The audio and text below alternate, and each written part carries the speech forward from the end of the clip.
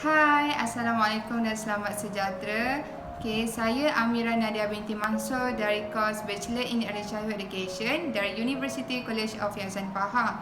Seterusnya saya ingin memperkenalkan ahli seperjuangan saya dalam menyiapkan tugasan ini, iaitu yang di sebelah kanan saya iaitu Yasmin Alia. Di bawah saya ialah Maizatul Arifah Sofia. Di sebelah kiri atas saya Nur Arbaiyah. Di sebelah bawah saya Marsha Hanani. Dan yang terakhir ialah Aminah Sirega. Saya nak tanya, kenapa minat dalam bidang pendidikan awal kanak-kanak? Saya minat dalam bidang pendidikan awal kanak-kanak kerana saya sangat minat dengan kanak-kanak dan bila jumpa kanak-kanak tu saya rasa happy, saya rasa seronok, gembira dan memang bidang saya ceburi sekarang, pekerjaan yang saya ceburi sekarang memang dalam bidang pendidikan awal kanak-kanak. Saya minat dalam bidang kanak-kanak ni sebab dah tentulah saya minat kanak-kanak. Dari satu, saya nak jadikan kanak-kanak tu penerus kepada negara kita jadi lebih maju. Sebab kanak-kanak ni dia unik dan saya rasa macam saya nak kenal lah dengan lebih mendalam tentang kanak-kanak ni, macam mana perangai dia, macam mana tingkah laku dia, dengan saya nak tahu macam mana cara-cara nak handle budak. Tahu tak apa tanggungjawab seorang guru?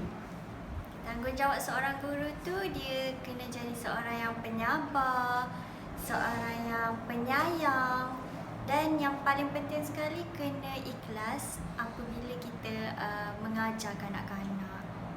Tanggungjawab seorang guru, dah tentulah kita kena didik anak-anak tu jadi insan yang berguna, penerus kepada negara kita jadi maju dan nak bagi kanak-kanak tu berilmu.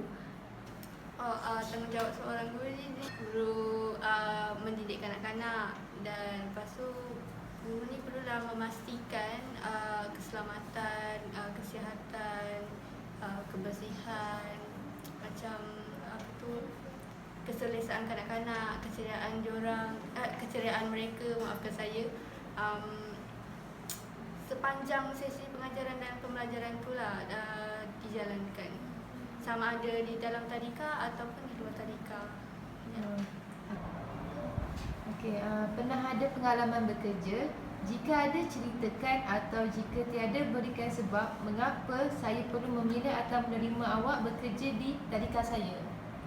Saya ada pengalaman bekerja selama setahun lebih di Tadika Tahfiz Ilham sebagai guru. Sebab saya seorang yang penyayang dan yang penyabar tu sangat penting dan kreatif. Apabila kita kreatif tu, kita boleh mengajar kanak-kanak dengan cara yang lebih menarik lagi berbanding cara yang lama. Biasanya saya akan gunakan cara yang lebih kreatif seperti alat bantu mengajar yang telah saya ciptakan untuk membuatkan kanak-kanak tu lebih seronok belajar di dalam kelas. Cuba tunjuk contoh cara mengajar kanak-kanak saya. Dulu sebelum selepas saya habiskan CJ Pelajaran Malaysia atau SPM, saya pernah bekerja di Tadika Editaska Pelangi Jaya dekat Santik 109 Selangor selama 6 bulan. Jadi waktu saya ajar tu, di kelas saya tu ada 2 pelajar yang lembam. Jadi macam dari situ saya dapat pengalaman ajar kanak-kanak yang berkelainan khas. Pengalaman bekerja tu tak pernah ada, tapi saya berminat lah untuk mengajar dan mendidik kanak-kanak di tadika ni, sebab saya pernah sambung belajar dalam bidang PAKK ni. Jadi saya nak ceburi lah dalam bidang ni untuk mendidik kanak-kanak di tadika ni. Dan jika Puan ambil saya bekerja di tadika Puan, saya akan cuba sedaya upaya lah untuk menimba pengalaman dan mantapkan diri saya untuk menjadi seorang pendidik yang lebih profesional. Cuba tunjuk contoh cara mengajar kanak-kanak. Assalamualaikum. Hai murid-murid. Selamat pagi semua. Okey, mari kita baca doa belajar. Bismillahirrahmanirrahim. Allahumma ftah alaina hikmataka wanshur alaina min khazaini rahmatika ya arhamar rahimin. Okey, hari ini kita akan belajar bahasa Arab nombor 1 hingga 10. Okey, dapat kita lihat di papan ini. Nombor 1 ialah wahid. Nombor 2 isnani. Okey, boleh awak semua ikut.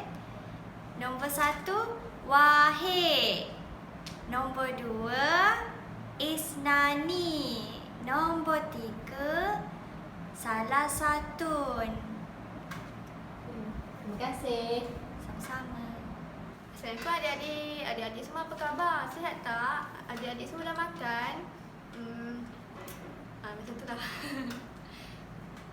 Okey, seperti yang saya cakap tadi, waktu saya mengajar di tadika tersebut tu, saya dapat 2 kanak-kanak yang lembam. Jadi lepas dah habis sesi pembelajaran tu, saya akan bagi kanak-kanak lain aktiviti dan pergi ke meja kanak-kanak yang lembam 2 orang tu, ada 2 orang pelajar.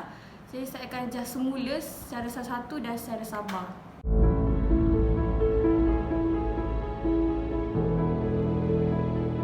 Assalamualaikum warahmatullahi wabarakatuh.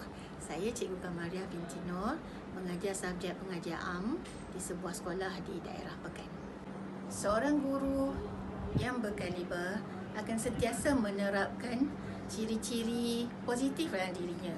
Guru tersebut akan selalu tersenyum bila berhadapan dengan pelajar-pelajar walaupun mungkin ada masalah di sebaliknya. Guru juga perlu sentiasa ceria dari segi penampilan, dari segi perlakuan, memperlihatkan dia seronok mengajar supaya pelajar yang melihat pun akan seronok belajar bersama-sama. Kemudian dari segi profesional, pelajar yang melihat gurunya mengajar dengan penuh keyakinan akan memberikan sepenuh tumpuan. Guru perlu menguasai subjek yang diajarnya, perlu tahu apabila pelajar bertanya terus dapat menjawab supaya pelajar yakin, oh cikgu aku best sebab dia menguasai topik ataupun subjek yang dikemukakan pada waktu tersebut. Kemudian dari sudut profesional juga, cikgu perlulah menguasai pelbagai kemahiran, terutama yang berkaitan dengan teknologi. Kemudian maklumat semasa perlu dikemaskini supaya pelajar mendapat maklumat yang terkini supaya dapat digunakan bagi menjawab segala persoalan yang berkaitan dengan subjek tersebut. Akhir sekali, guru yang berkaliber juga akan sentiasa mengutamakan kerjayanya, mengutamakan pelajar-pelajarnya. Saya pun ada pengalaman sebagai guru tu, memang mengajar di sekolah rendah dan dah banyak dah jumpa macam-macam perangai dan keadaan budak dalam kelas lah. Itu utamanya bagi murid yang tahun 1. Okey, antaranya mereka ni suka menangis kan. Menangis, tak tahu sebab apa semua. Jadi yang pertamanya sekali kita tanya dulu. Pertama kita tanya apa sebab awak menangis ataupun apa sebab apa yang awak nak sebenarnya. Okey, itu yang pertamalah. Okey, yang keduanya, kalau katakan budak tadi tak boleh jawab, kita bagi dia pujukan. Kita pujuk. Pujuk dia. Sekarang COVID tak boleh lah. Kalau biasa, kalau dulu sebelum ni kita boleh pegang bahagian belakang dia. Budak dia akan lebih lembut. Kita pegang belakang dia. Kalau kita boleh peluk, kita peluk. Tapi sebab COVID tak boleh lah. Kita buat, tengoklah kan. Kalau ni jawapan yang saya kata yang familiar, yang semua orang umum, secara umum kita pegang dia, kita cakap kenapa, pujuk dia. Lama-lama budak tu sendiri akan keluarkan sebab dia, kenapa dia menangis tu. Okey, apa yang saya buat, apa yang cikgu buat, kalau dalam kelas tu kita nak kawal ramai, 38 orang, 40 orang, jadi saya gunakan kaedah stiker. stiker ni saya akan bekalkan sekali masa saya bawa pergi sekolah. Saya ada dalam beg dah stiker ni. Boleh beli je kat mana kan stiker. Jadi kita akan kawal dengan orang bukan dengan cara marah. Kita dengan cara stiker sebab dia budak kecil kan. Jadi kita akan cakap lah, siapa yang duduk diam, siapa yang dengar cikgu cakap, siapa yang siap kerja, cikgu akan bagi stiker. Stiker tu dia nak kumpul lah. Satu hari satu stiker, besok tambah lagi. Lepas tu kita boleh tahu dia. Kalau dah banyak stiker ni, katakan dapat 10 dah stiker, cikgu akan bagi hadiah. Kan? Jadi dia orang kepungut lah stiker tu. Jadi nak tak nak dia orang kena dengar, kena buat kerja sekolah. Kena buat apa yang kita cakap tu. Setakat ni saya buat, alhamdulillah budak boleh dengar, dan memang dia orang suka. Jadi kita tak perlulah nak tengking, nak marah, jadi sakit juga hati kita nak marah kan. Jadi kita gunakan kaedah tu, kaedah stiker tu. Okay, Assalamualaikum, selamat pagi. Saya Nur Ashiki Mutazasi. Saya bekerja sebagai seorang guru tadika di Kiwanis Down Syndrome Foundation, iaitu tadika yang hanya mengajar kanak-kanak dengan ciri-ciri Down Syndrome. Okey, saya dah mengajar kat sini dah hampir 2 tahun lebih.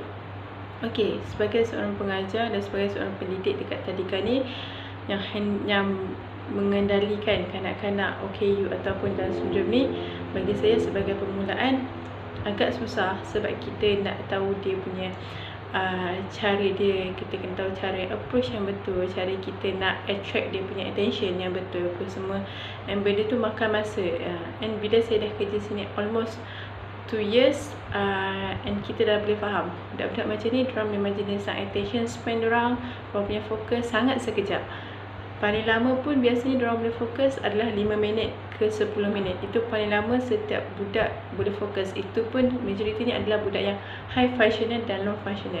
Budak high functional ni adalah biasanya dalam range umur dalam 5 ke 6 tahun yang dah boleh memberi kita respon bila kita bagi arahan, yang boleh ikut arahan kita, yang yang boleh ikuti apa je yang kita ajar.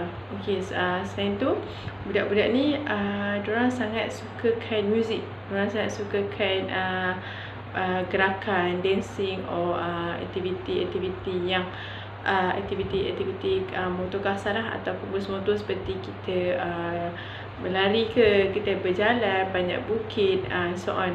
Tapi bila masuk dalam kelas, bergantung juga. Ada budak yang attract dengan aktiviti dalam kelas, ada budak yang attract dengan growth motor. So kita sebagai cikgu, kita perlu fikirkan cara yang sesuai dan cara yang boleh menarik perhatian orang untuk suka dengan apa yang kita akan ajar dalam kelas. Okay, and setiap budak berlainan tahap, walaupun usianya sama, tapi boleh setiap perkembangan tu tak sama, sebab diorang adalah dikenal sebagai budak yang delay, budak yang banyak yang kita kena ajar, banyak yang kita kena force, banyak yang kita kena guide daripada mula sampai habis, and then diorang akan dapat. And diorang adalah jenis yang bukan kita ajar akan terus dapat, no. Diorang adalah jenis yang kita perlu ajar, keep repeat benda yang sama untuk dia faham and untuk dia dapatkan benda tu. Okay, sekian saja daripada saya. Terima kasih.